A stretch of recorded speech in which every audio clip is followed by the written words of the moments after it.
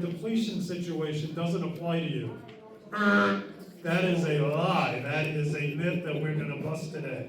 That recharge, if you know what recharge is, like water, we get rain, that's all it takes, it'll go down into the aquifer. That's going to solve all of our problems. Myth number 2 is going to be busted today.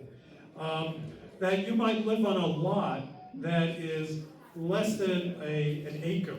And you might say that, well, water catchment isn't for me, I don't have enough property. That's a myth that we're going to bust today. And probably the biggest myth that's out there is that I, as a resident of the valley, can't do anything about this. 100% wrong. That's why you're here. We have more folks coming in. So I wanted to get that out of the way. So we have a great variety of speakers today. And in between the presentations, there's going to be Q&A time. Plus, we're going to have 15-minute breaks between presentations for you to see our vendors. We have the Department of Health Services in the back. We have a couple of vendors outside.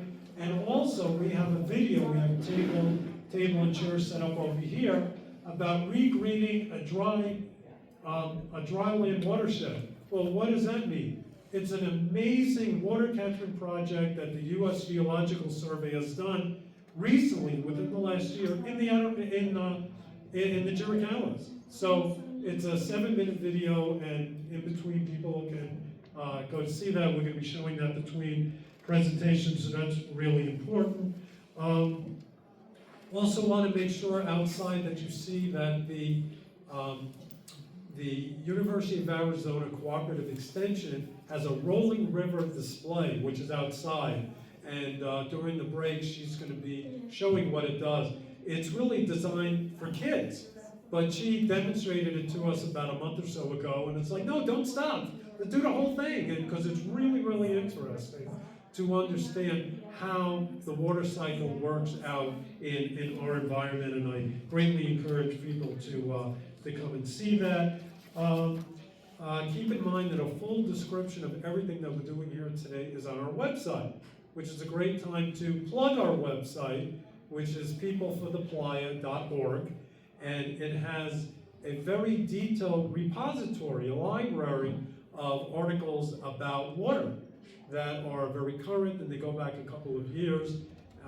It's a great place. It's a wonderful resource, and everything about the presentations today, the bios of the speakers and all that are all available on our website. We also recently put up a well owner survey. We have paper copies of it here that we're asking people to fill out to see if they're going to meet the funder requirements to get assistance. And so that's all confidential when it comes to us, and an electronic version of that is on our website. So throughout the day today, we're also going to be raffling off the Arizona Well Owners Guides. We have a bunch of copies, and that's what the red tickets were for you to be able to fill out. And we're going to be offering these. These are incredible. This is the second edition. We have our own copy, and one of the co-authors for this, Christine Ullman, is one of our speakers today. So you're definitely going to want to stay and hear from Christine. Let's see. Throughout the day, also, that we want you to be able to vote on these amazing posters that are here that students at Ash Creek Elementary and Cochise Elementary participated in a Our Water, Our Future poster contest in conjunction with us. And these are the finalists, and you get to pick which ones you think are the best, and by the end of the day, we're going to be announcing who the winners are for the poster contest, and there's a cash prize for the kids who win. So we're very, very excited about that. So we'll keep reminding you to vote, vote, vote. Let's see, the only other thing I think I wanted to mention is I wanted to thank our co-sponsors for the event. We have the University of Arizona Cooperative Extension, we have the City of Wilcox, and we have Audubon Southwest. They're all co-sponsors here. Audubon has materials at the table on the back, And like I mentioned, the Arizona Department of Health Services is here. They also participated in publication of the Well Owner's Guide along with the University of Arizona. So let's see, do I have anything else here? Just, I guess, routine announcements that we have exits on both sides of the buildings, and the restrooms are down the hallway if needed. So why don't we get started? It's almost 1:15, so I'm going to be your MC today. Our first speaker is here, and so Jeff Houses. Okay, I always have trouble with Jeff's last name. His presentation is on Apache's Children of the Water. He is the great-great-grandson of Chiricahua Apache Chief Mangus Colorados and the great-great-nephew of Chiricahua Apache Chief Cochise. And he's a member of the Fort Sill Apache tribe, whose ancestors were removed from this area in the 1800s. Jeff served as the chair of the tribe in Oklahoma from 2002 to 2018. He has traveled here all the way from the Cochise stronghold, and where he has been living since 2021. So this is, we've heard Jeff speak before. I think you guys are in for a treat, and I want to turn it over to Jeff. Okay, so we have a human remote. Thank you. So we can dispense with my first slide about me. Now lower? Yeah. Okay. There you go. I'm a Chiricahua Apache. My great-great-grandfather was Mangus Colorados. Cochise married his daughter, which makes him my great-great-uncle by marriage. I was chairman of the Fort Sill Apache tribe. We're descended from Chiricahua Apaches. And headquartered in Oklahoma. I was chairman of the tribe for 16 years. When I finished that, I moved here. I wanted to come back to the homeland. So I want to talk about a little bit about my tribe, for those of you who don't know, and then our relationship with water, and the reasons for the pilot. So, let me see, is this working now? Yep. Okay, good. Okay, oh, also, for to mention, I'm the founder of the another nonprofit called Pt.1, which means Apache Homeland. And its English name is the Chiricahua Apache Land Trust. And our mission is to bring the Apaches back, to provide a place for the Apaches initially perform ceremonies in the Cochise stronghold, but hopefully to live. So that's our goal, and that's our seal, which is an image of dancers in front of the mountain. So David Payne. So anytime I talk about my tribe, I like to start with my grandparents. The Navajos always talk about the clans that they're from. And in my case, I like to talk about my grandparents. Ham and Boston houses. Okay, I'm getting, is my good? Too close to the park? A little bit further. Keep it a little bit further. How's it? It's cracking. Yeah. Can you hear me? Can you hear me? Yes. Try that. I speak with this. Okay. Are you here, right?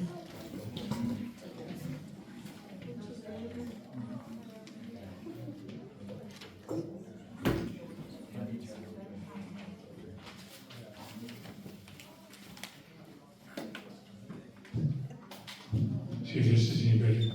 Oh, yeah. Okay, good. While there's a break in the action here, we do have cold water in the ice chest over here if anybody's interested. Good. Okay, so my grandfather Sam was born in 1868 at the Warm Springs Apache Reservation in Austin. Warm Springs Apache Reservation in New Mexico, which is about 40 miles.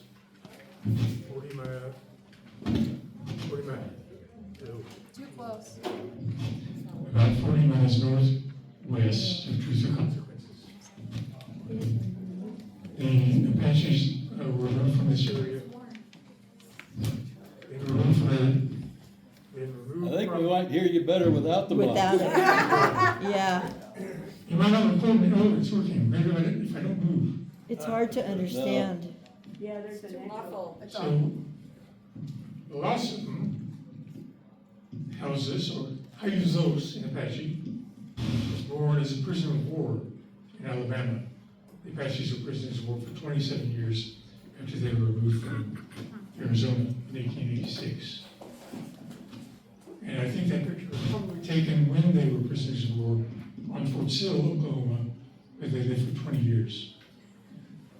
So who were the Chiricahua Apache? Well, they were the Native Americans that lived in southeastern Arizona, southwestern New Mexico, and northern Mexico. Could you just not use the mic? Okay.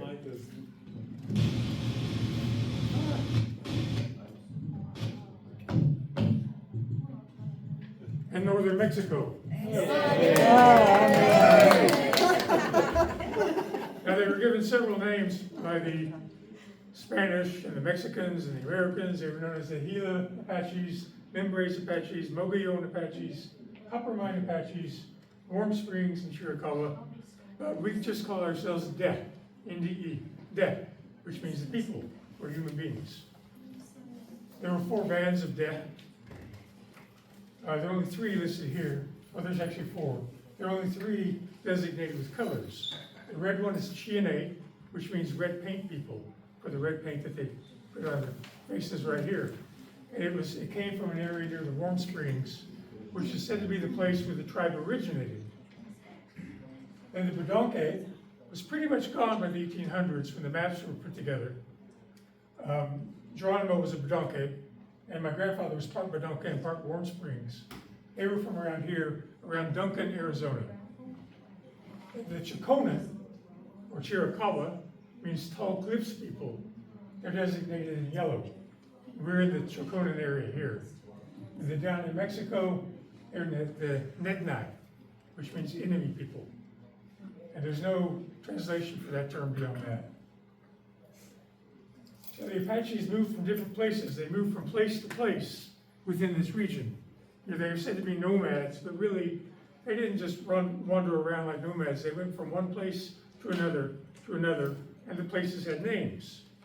So one of the places, for example, one of the names, I didn't know there's a whiteboard, so I'm going to use it. It's two.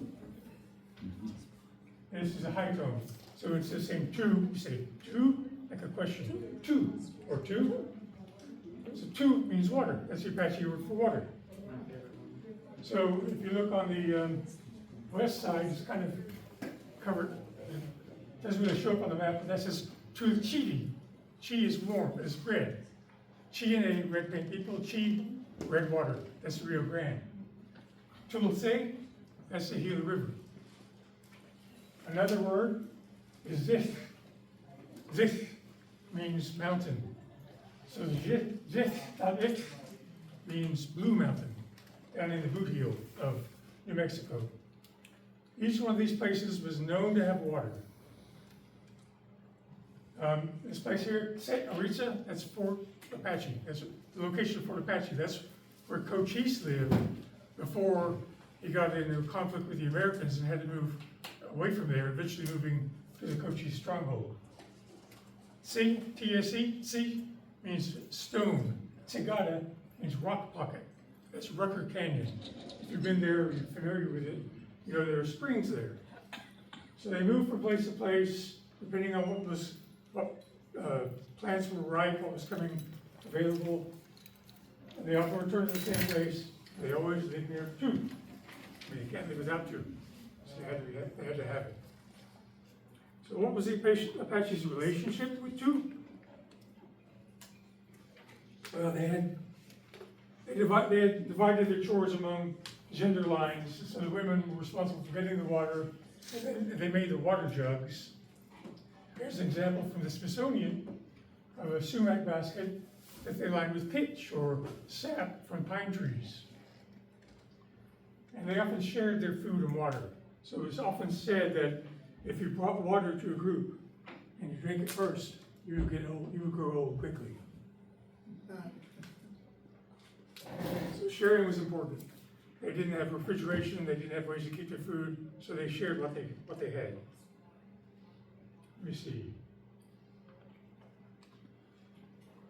So, young men in warrior training and young women undergoing a puberty ceremony were not allowed to drink water from a cup or in any other way but through a reed straw. It was said that if the women didn't do that, it would cause rain and ruin the whole ceremony. And the puberty ceremony for young women is a 4-day feast with dancing that lasts for 4 days. So causing rain and ruining the ceremony is not a good thing to do. And when they traveled, the Apaches would carry water in gourds or in animal intestines that they would clean out, of course, and tie on the end and put it in a tube. And many battles occurred near springs. So, who's familiar with the Bascom Affair? Anybody knows about the Bascom Affair? Okay, I got two, my wife's one. That was when Cochise was accused of kidnapping a young non-Apache boy. And Lieutenant Bascom didn't believe him and held him prisoner in a tent. And Cochise cut his way through the tent. And the first thing he did was he blocked off the Americans' access to the springs. That caused a 10-year battle, 10-year war between the Apaches and the Americans. And another battle, Mangus Coloradus and Cochise blocked the Americans from reaching the same springs. The Americans had canyons, they won that one, but still they tried to do that. So young people were taught, only approach springs at night, because you don't know who's going to be there. You know, the springs were kind of the place where everybody went. So that's kind of the background of the Apaches. Here's the timeline. There are reservations established, Warm Springs in New Mexico, Chiricahua Reservation here, in 1871 to 1874. Those reservations were only around for a few years. 1874 to 1877, they were closed. This one closed 2 years after Cochise died. The reservation was founded in 1872. He died in 1874. 1876, it was closed.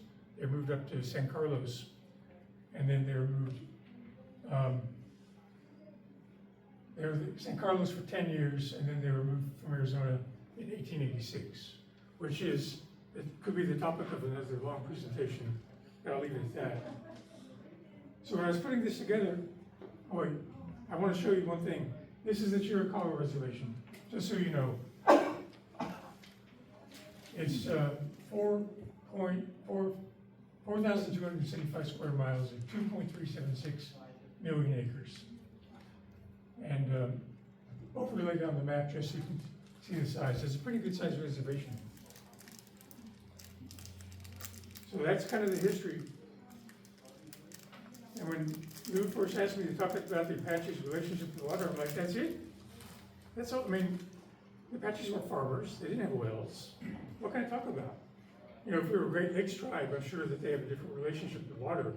Or the Alaska natives, you know, I remember learning in grade school, they had a dozen names for snow.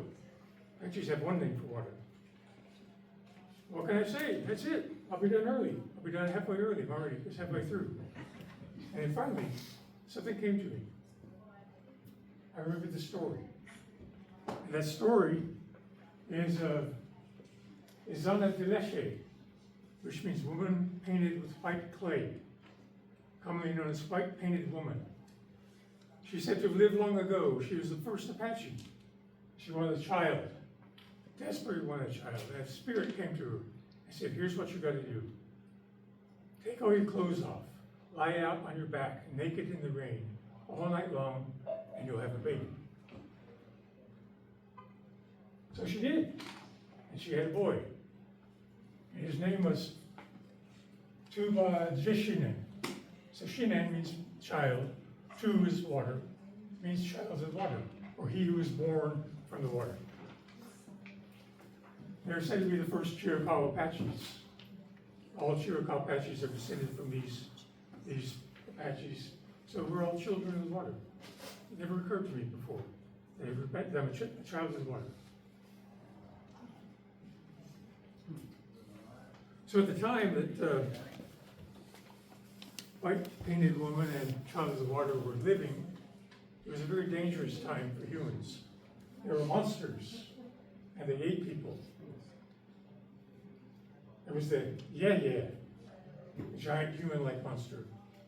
There were eagles, like buffalo, and they would see signs of human habitation, smoke or dust, and they would either swoop down and grab them, take them up to the nest, or the buffalo would trample them. And then there was an antelope. I'll tell you more about the antelope later. So white painted woman was instructed once again by the spirit. You gotta protect your child. You gotta protect your child. Here's how you do it. Dig a hole underneath your fire, underneath your hearth. Keep them in that hole. Keep them safe. So she did that. And when it was safe, she would bring him out. But the yeah suspected that she had a child. So he kept coming around every day. And there were 3 close calls. One time she had the baby out, and she's like, I think is coming. She puts it back. The yeah goes, ho, ho, ho. I heard a baby's voice. He always says ho, ho, ho. It's like Santa Claus, right? And she goes, no, that was me. I wanted the baby so much, I made the sound myself. He said, show me how you did it. She goes, wah, wah. And he's like, shakes his head, walks away. Second time she has the baby out, the baby soiled himself, and she's cleaning him with a cloth. Puts the cloth down, and then she's showing him how to walk, leaving little baby footprints around the fire. She's like, I think the yeah is coming. So she puts the baby away, wipes away the footprints. Yeah comes and goes. What's that? That's a cloth smeared with baby poop. She goes, no, I wanted the child so much, I did it myself. He said, show me. So she took him to a beehive nearby, scooped out some honey, and threw it on the dirt, and it looked just like the baby poop. So he shakes his head, walks away. I think there's a baby here, I don't know. Third time he comes back, same thing happens, she's out. She has child of the water out, showing him how to walk. This time she gets everything up but the footprints. He goes, oh, those are baby tracks. She goes, no, I made those myself. He said, show me how you did it.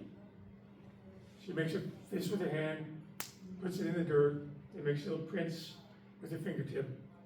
Once again, he shakes his head and walks away. She's fooled him one more time. The yeah-yeahs weren't that smart. With the yeah-yeah. So she kept her child safe.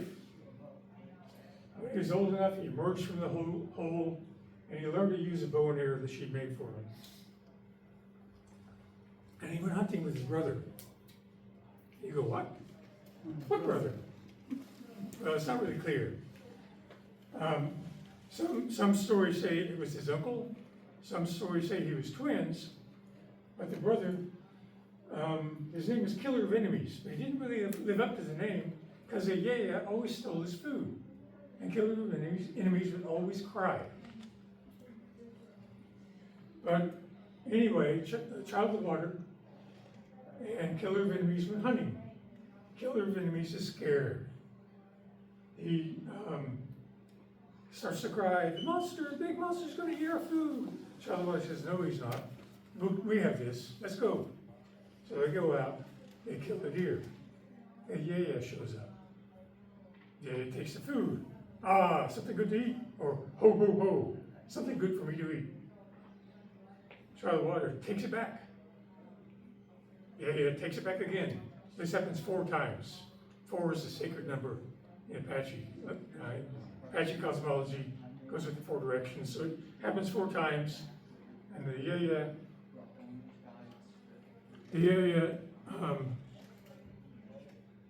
says, if you don't stop, I'm going to eat you right here. The Child of the Water says, if you don't stop, I'm going to make you stop eating, or I'm going to make you stop making poop out of our meat. And the yeah goes, what makes you so strong and brave? Where are your weapons? Child of the Water pulls out his little bow and arrow. The yeah grabs it and throws it as far as he can. Oh, I forgot. Most important part. Yeah grabs it and wipes it on his butt. These stories, I don't know. He throws it as far as he can. Charlie Water goes and gets his weapons and comes back and says, "Where are your weapons?" And the monster points at some big pine logs. Says, "Those are my arrows." Charlie Water walks up to him, straddles him, wipes his butt on him. So he had some nerve, and it made Yaya mad. And Yaya said, "Who are you?" He said, "I am Child of the Water. I've come to make the world safe from the killers." So, let me see. Yeah, so after they traded the insults, Yaya agrees that they'll have a duel. Not exactly a duel. Each of them will shoot 4 arrows at each other, starting with Yaya. So Child of the Water stands facing the east. East is a sacred direction. And Apaches always face east when they sing the songs. So he stands facing east, and the Yaya faces him, pulls his big arrow back. His big log goes flying through the air toward Child of the Water. He goes, "May it go up," and it goes up. It misses his head. The Yaya grabs another log, pulls back his arrow, lets it fly, and Child of the Water says, "May it be short," and it lands in the dirt in front of him. 3rd time, "May it go to the right," it misses him. 4th time, "May it go to the left," it misses him. So the Yaya is out of arrows. Now it's Child of the Water's turn. Yaya stands up. Child of the Water says, "Can you kneel down so I can get that arrow right into your heart?" He kneels down. The Yaya is wearing 3 coats of stone, all stitched together, one on top of the other. Child of the Water grabs an arrow, pulls it back, shoots it. The Yaya goes, "May it go up," hits him right in the center of the chest, and the stone jacket falls off. This happens a 2nd time, and a 3rd time. And at the end, after the 3 jackets fall off, the Child of the Water can see Yaya's heart beating through a thin shirt he had on underneath. He pulls back his bow and aims and shoots him right in the chest. And he falls over dead. And it is said that his body landed across 4 mountains, and that there are places of white flint showing where his bones were. So Yaya is dead. Boys take the meat home to their mother. She whoops, dances, and sings in celebration. Puts the Child of the Water on her lap. And then she says, "But your job is not done. You've got 3 more monsters to kill." The next day, Child of the Water makes a war club. He takes it up to a high bluff in the mountains where the eagles are nesting in a tree nearby. He goes up there and is like, "How am I going to get up there?" He can't figure it out. Then he comes up with a plan. He kills the deer, pulls out his entrails, pours blood over them, and puts it on his body and lies down. Sure enough, the giant eagle comes and grabs him and picks him up and takes him to the nest and gives him the 4 young eagles that are still being fed by their parents, but they're old enough to fly. The eagle says, "I brought you some meat. Eat your meat." And they start to peck at him. And Child of the Water goes, "Shh, shh, shh." And one of the eagles says, "Dad, this meat is talking to me." He's going, "Shh, shh." Dad says, "Shut up and eat your meat. They make that sound. Don't worry about it. I've got to go get some more food." And he flies off. The Child of the Water says, "When does your dad come back?" They say, "When the male rain occurs." Male rain is heavy rain, accompanied by thunder. And he says, "What about your mother?" And the eagles say, "She comes back. She's out hunting too. She comes back when the female rain occurs. That's mist or drizzle, not accompanied by thunder." Then one of the eagles says, "He's back now." And the eagle comes back, and as soon as he lands in the nest, Child of the Water hits him over the head with the club. He falls down dead, falls down to the ground below. Then the mother comes back. As soon as she lands, Child of the Water hits her over the head, and she falls to the ground. And then one by one, he kills 3 of the 4 baby eagles and tells the last eagle, "I need you to take me to the ground." So he hops on the back of the baby eagle and flies to the ground. And then when they get to the ground, you'd think that he would thank him, but he kills him and plucks his feathers out. And let me see. When each feather lands, it turns into a different bird. The first is an eagle that doesn't kill people. Then a jay, then a woodpecker. So all the birds that the Apaches knew came from the feathers of the eagle that Child of the Water killed. He returns to his mother, and she sings and dances and holds him. And then the next day, he's got to go back out and kill again. So the buffalo is next. He goes to a hollow, and he watches the buffalo. He can't figure out how he gets so close to such a dangerous animal, and he starts to cry. And a friendly gopher appears. He says, "What's troubling you, friend?" And he says, "I've got to kill that buffalo. I don't know what I can do." And the friendly gopher says, "I've got a plan. I'm going to dig a tunnel from here to underneath the buffalo. It's going to come right up underneath it, and then you can shoot the buffalo in the heart. And I'll dig 3 more tunnels, each one lower than the first. You run from one to the other to the other. So again, it's 4 tunnels." And so the gopher digs the tunnel, Child of the Water crawls through it, looks up, sees the big heart of the beast beating, and shoots it in the heart. The buffalo gets enraged and starts goring the ground, goring the tunnels. Child of the Water runs to the first one to the second one. From the second one to the third one, the buffalo is in hot pursuit. He's about to get him. He gets to the 4th one, he gets to the very end of the tunnel. The buffalo's right there, and he drops dead. So, Child of the Water returns to his mother, and she dances and sings and is happy. He's got 1 more to go. 1 more to go. Now the antelope is different because unlike the eagles, antelopes don't eat humans. I guess buffaloes don't either. They don't trample them. But this antelope was able to kill people by looking at them, like laser beams. So if an antelope looked at you, you would die. So it's even harder to get close to this antelope. So once again, Child of the Water is out looking at the antelope. He's crying, he doesn't know what to do. A friendly lizard appears. "What's troubling you, friend? I've got to kill this antelope." "I've got a plan. You see, I'm small and brown and blend in with the land, and the antelope can't see me. So I'm going to shoot an arrow in each of the 4 directions, and it's going to run as fast as it can in each of the 4 directions. And then it'll be so tired, it's going to drop dead." So he shoots it to the east, and then clockwise to the south, and then to the west, and then to the north. The antelope runs as fast as it can because I skipped this part. When the arrow landed, it created dust.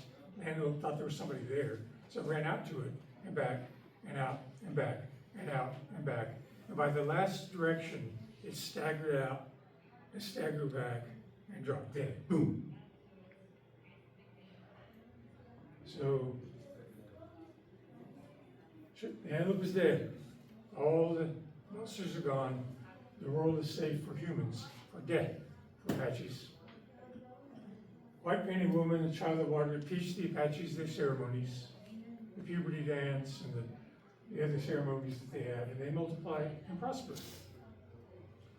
So that's the story. So what's the moral of the story? Why did I choose this story? Well, perhaps it's that when greedy monsters take more than their share of food or water, sometimes you have to fight. And it might take a few tries to beat them, but you can. And maybe you choose not to fight. Maybe you choose to adapt. No matter what you do, you have to depend on others, often unseen by these monsters, the little people, the lizards, the gophers. You can't do it by yourself. You've got to join forces for the good, for the better of everyone. So that's the end of my story. Thank you.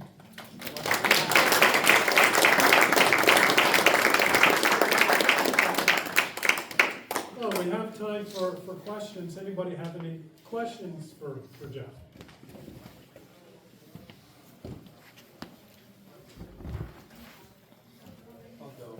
Oh, sure. So the big, has the power of speech. Yeah, yeah. I mean, all the animals do, in that case. They could understand it, Yes. just like they were talking to the eagles, and the gopher and the lizard. So these weren't the animals that we know today. Well, no. Yeah, because they had magic powers, just like Child of the Water. I mean, Child of the Water was born, from a spiritual intervention. So the whole thing is a magical story. Yeah. So, Interesting. So, unless somebody else has. question back there? Yes, Marie. What about killer of enemies? What happened to the brother? It's not said. That's the confusing part. And in the Navajo, cosmology, they're two brothers, and they save the earth. But in this case, killer of enemies is said to be kind of an oaf, and he doesn't live up to his name. He's a chicken. He's scared. He cries all the time. So I mean, he survived. But Life's little this mystery. is really Child of the Water's story. Yeah. Yes. Sorry, I got a little confused at the end. Did Child of the Water disguise himself as a lizard, or did the lizard actually shoot the arrows? The lizard did it. Yeah. Oh, the lizard did it, okay. It's really interesting because the first time Child of the Water was with killer of enemies, and the second time with the eagle, he goes out all by himself. Third time, he's helped by a gopher, but he still does all the work. And then the fourth time, the lizard does everything. The lizard shoots the arrow. So it changes. He relies more and more on the other creatures. Yeah. So he's less of a sole hero. Thank you. Yes. This is not about the story, but the Apache, when they, before the reservations and all of that, did they rely more on game or more on seeds and grains? What was the main part of their diet? It was game and plants, century plant root, and prickly pears, berries.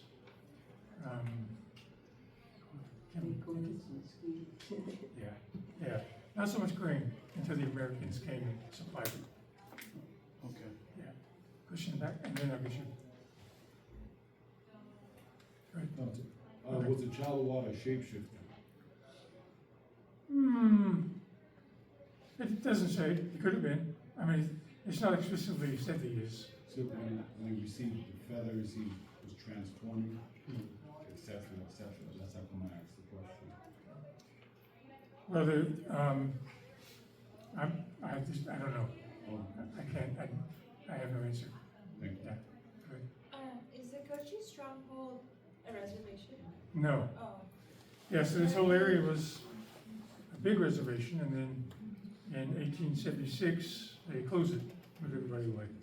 So there was a time that Apaches lived on a reservation here, but not since 1876. Yeah. Can you talk a little bit more about the project to bring them back? Yes. Sure, yeah. One of my neighbors, it started with one of my neighbors who wanted to donate her land to the Apaches. I mean, the Apaches they were taken from San Carlos to Florida, Alabama, and then Oklahoma as a group. And in 1913, a group of them went to Mescalero in New Mexico to live on that reservation. Another group stayed in Oklahoma. And so when I talked to Karen, I said, sure, give the land to my tribe. And she said, well, what about the Mescaleros? I'm like, well, it's my tribe's legally, legal land, but she wants all Chiricahuas to use it. So we started a nonprofit, and we're going to use her land as a place, maybe kind of a staging area if we had dances out there. We're working on a moccasin making class sponsored by the Herd Museum. We'll bring some Apache moccasin makers in and try to get the Apaches to come from Oklahoma and Mescalero and come take the class here. See, there are very few Apaches, and when I say Apaches, I'm talking about Mescaleros and Fort Sill Apaches. Very few folks actually come here. I came here maybe 6 times because I was chairman of the tribe, and I looked at the land. We have 4 acres there. But I can only think of a handful of tribal members in my tribe who've come here. And when was that? 22, they had a commemoration of the reservation. And Tina Cochise, who was Cochise's great-great-granddaughter, came from Escalero. She was here for the first time ever. And she was completely moved by the land. If you go there, you know how powerful it is, right? To be an Apache, it's even more powerful. So if we can only get people to come here for weekends or a little bit at a time, that's enough. Ideally, it'd be great to have more land, build things here, but you know, we gotta have water and the ability to build housing, so that may or may not happen. Any other, yes? Does your organization have a website or something where you can find out more information? Yes. See, I have a card somewhere, and we've got some pamphlets. I'll give you my card. And some there. It's NDEPIKEEYA.org. So, Margarita, you have booklets? No? We have booklets. If we have time, I'll run back home and grab some little booklets. We have a website. We're a nonprofit, so it'll be appreciate donations. Write it on the board? Yeah, sure, that would help. I forgot about the board. Well, while Jeff's writing that, I just wanted to mention that most of our day today with the presentations are more hands-on technical presentations about growing food that is not water intensive. It's about why water catchment, active water catchment and harvesting is something everybody can do. We're gonna have presentations about well health. We're gonna have presentations about what's the state of regulations to be able to protect the groundwater, what's going on in the legislature and the governor's office. We want to cover all of that today, but we purposely started the day with Jeff to talk about why our organization's motto is water is life. Because it's true that without water, none of us would be here. There'd be no animals, there'd be no plants here. And we want to get to the historic roots of how that happened, why this is important. And that's why we wanted to start with Jeff this morning. So I wanted to point that out. Please. I'm going to interrupt here. Jeff, you're first. So this is a drawing for the well water guide. Can you get your hand in there? Hey, Claire. And if you aren't here, well then, she didn't keep her chicken either. If you aren't here, we'll call you. And would you like to draw another one?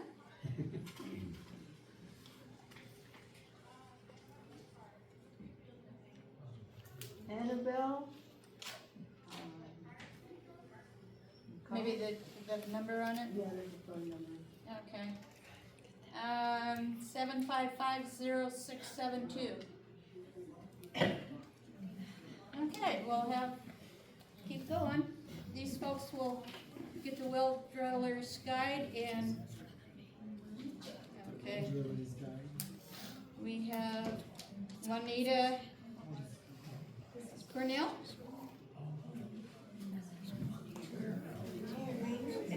7550670.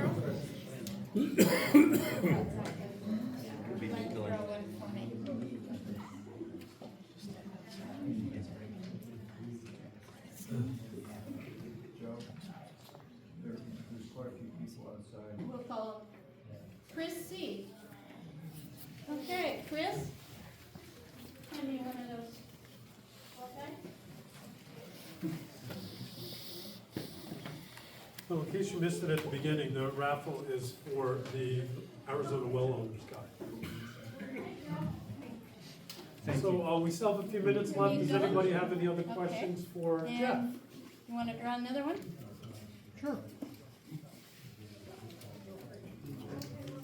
have two more. Okay. So the donated land was See, was read. 4 acres, is that what you said? Here. The land that your Okay, neighbor we wanted need to donate? another one then. No, there's a parcel that my tribe was donated in 1991. Uh-huh, That's 4 acres. okay. And then, but, so the idea, basically, if a tribe owns the land, the other tribes are not gonna have the same access to it. Because the tribe is like a government, they live with their own people have it. So, there's 4 acres there that hasn't been touched since it was given to land. It started in '89, transferred in '91. And then there's, was it maybe 5 acres?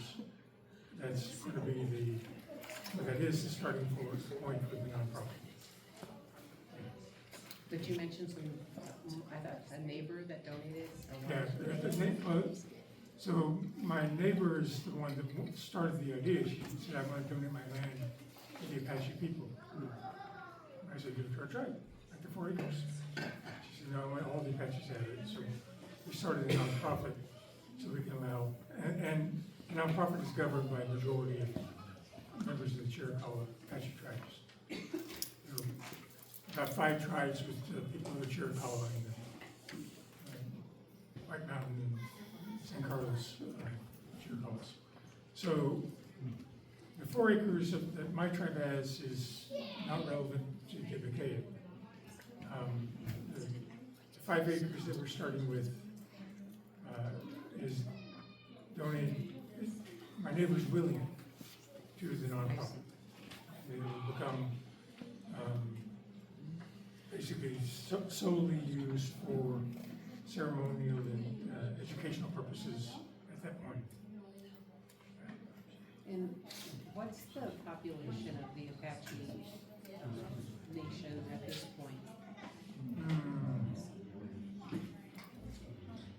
Let's see, probably around 3,000 maybe. So it's, my tribe has 800 and, or close to 900. And the Chiricahuas at Mescalero are about a quarter of them, they're about 6,000 altogether, and then a handful of the other tribes. So I would guess 3,000. Any other questions for Jeff? Well, thank you so much, Jeff. Also, a quick announcement, if you haven't voted already for our student poster contest, the winners are decided by you, the attendees. It's free to do it. There's cash prizes for the kids who win. We're going to set up Dr. Norman's video over here. It's a 7-minute video. We have exhibitors in the back. We have exhibitors outside. And of course, we have cold water if anybody would like some.